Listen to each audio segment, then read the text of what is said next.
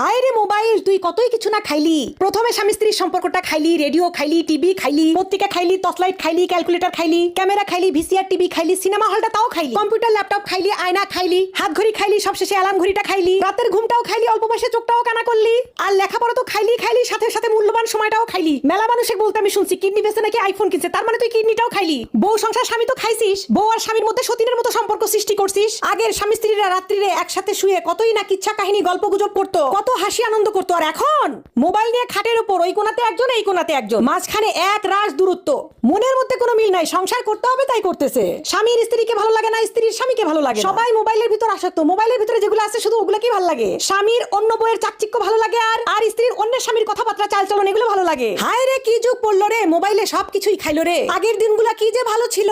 আগে স্বামী স্ত্রীর সম্পর্ক দেখলে বুক ভরে যেত। আমাদের নানি দাদিরা যে আছে তাদের ভালোবাসা দেখলে এখনো মনটা ভরে যায়। আর আমাদের মধ্যে খালি মারামারি ফাটা